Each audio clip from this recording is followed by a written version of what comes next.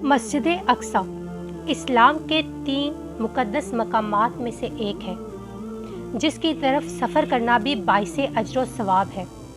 مسجد اقصی اپنے آپ میں ایک مکمل تاریخی تعمیر لگتا ہے، جس کا تعلق قوموں کے عروج و زوال اور پیغمبروں کے مبعوث ہونے سے ہے۔ مسجد اقصی ہم مسلمانوں کے لیے قبلہ اول کی حیثیت رکھتا ہے، جس کی طرف رخ کر کے نبی اکرم اور صحابہ کرام نے 150 سال تک نماز پڑھی اور یوں لوگوں کو پیغام دیا کہ اسلام کوئی نیا دین نہیں، بلکہ یہ دین ابراہیمی ہی کی ایک شکل ہے، جو حضرت موسیٰ و عیسیٰ علیہ السلام کی تعلیمات کو پھر سے زندہ کرتا ہے، تورات اور انجیل کے پیغام پر عمل پیرا ہے۔ واقعہ معراج اس بات کی دلیل تھی کہ القدوس سے اس کا کتنا گہرا تعلق ہے۔ نبی اکرم صلی اللہ علیہ وآلہ وسلم کو تمام انبیاء کرام کی امامت کرانا ایک غیر معمولی واقعہ تھا۔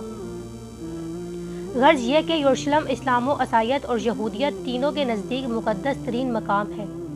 یہ علاقہ پیغمبروں کا مسکن رہا ہے، جہاں بے شمار نبی مبعوث کیے گئے۔ قرآن مجید میں اللہ تعالیٰ نے سورہ الاعراف میں فرمایا کہ ہم نے اس قوم کو جس کو کمزور بنایا گیا تھا، اس سرزمین کے مشرق اور مغرب کا وارث بنایا، کہ جس سرزمین میں ہم نے برکت رکھی ہے۔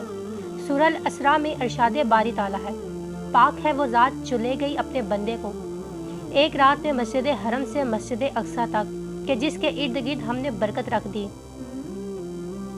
مسجد اقصی کے تعلق سے حدیث پاک میں آیا ہے کہ یہ روئے زمین پر خانہ کعبہ کے بعد دوسری بڑی مسجد ہے۔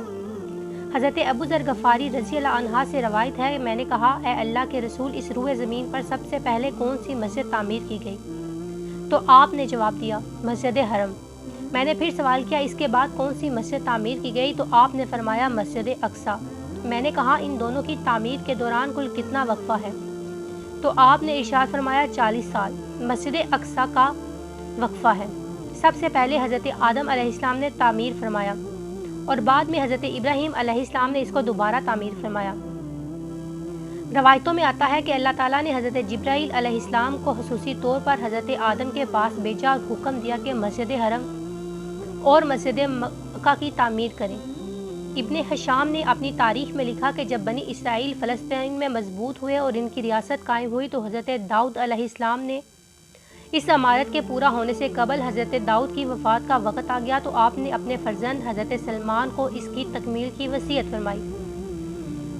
غرض یہ کہ احادیث اور روایتوں سے یہ پتہ چلتا ہے کہ بیت المقدس کو کئی بار اور کئی ادوار پہ بار بار تعمیر کیا گیا۔ اس کی تجدید کہیں پیغمبروں نے کی۔ مسجد اقصی کی مکمل تعمیر حضرت سلمان علیہ السلام کے دور میں ہوئی، جس کی تائید نہ صرف اسلامی بلکہ اسرائیلی روایتوں سے بھی ملتی ہے۔ حضرت سلمان علیہ السلام اللہ کے جلیل القدر پیغمبر تھے، جن کی حکومت مشرق سے مغرب تک تھی۔ انسانوں کے ساتھ ساتھ چرند پرند حیوانات، جانوروں اور جنات پر بھی آپ کی حکومت تھی۔ جنات آپ کے تابع اور فرما بردار تھے۔ اللہ تعالیٰ نے جنات کو آپ کا مطیع کر دیا تھا، جو حکومتی امور میں حضرت سلمان علیہ السلام کی مدد کیا کرتے تھے اور بڑے بڑے کام سر انجام دیتے تھے۔ لہٰذا مسجد اقصی کی تعمیری کام میں حضرت سلمان نے جنات کو بھی حکم دیا تھا کہ وہ کام کریں۔ اس مسجد کی تعمیر آپ کے بادشاہ بننے کے بعد ہی شروع ہو گئی۔ تقریباً 40 سالوں میں مسجد کی تعمیر مکمل کی گئی۔ تعمیری مقام پر حضرت سلمان علیہ السلام نے شیشے کا ایک حجرہ بنایا تھا، جس کے اندر آپ عبادت کیا کرتے تھے اور آپ اپنے عصا کے سہارے کھڑے رہتے تھے اور اللہ کی عبادت میں مشغول رہتے تھے۔ یہ عبادت بہت زیادہ دن تک چلتی رہتی اور آپ یوں ہی کھڑے رہتے اور جنات اپنے کام میں مصروف رہتے۔ جب حضرت سلمان علیہ السلام کو پتہ چلا کہ ان کی موت ہونے والی ہے تو انہوں نے اللہ سے دعا کی کہ ایسا معجزہ صادر ہو جائے کہ ان جنوں کو آپ کی وفات کا علم ہی نہ ہو اور وہ ایسے ہی کام کرتے رہیں اور مسجد کی تعمیر فرما دیں۔ لہٰذا اس حجرے کے اندر جب آپ عبادت کر رہے تھے تو آپ کی روح قبض کر لی گئی، لیکن اس عصا کے سہارے آپ کا جسم مبارک ویسے ہی کھڑا رہا اور جنات یہی سمجھتے رہے کہ آپ عبادت میں مشغول ہیں۔ دراصل پیغمبروں کے جسم مبارک کبھی بھی سڑتے نہیں ہیں اور نہ ہی مٹی ان کو کھا سکتی ہے۔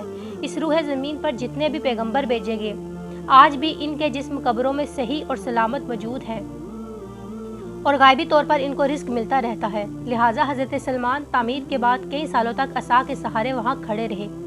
آخرکار جب عصا کو مٹی کھانے لگی تو آپ کا جسم مبارک زمین کی طرف جھکنے لگا۔ اب جنات کو یہ علم ہوا کہ آپ کی وفات ہو چکی ہے۔ اس واقعے کو اللہ تعالیٰ نے سورہ سبا میں یوں بیان فرمایا: جب ہم نے ان کی موت کا حکم بھیجا تو جنات کو ان کی موت کا علم نہ ہوا۔ زمین کی دیمک ان کی عصا کھاتی رہی، اور جب حضرت سلیمان علیہ السلام زمین پر آئے تو جنات پر وہ حقیقت کھل گئی۔ اگر وہ غیب جانتے تو اس کاری کے عذاب میں نہ ہوتے۔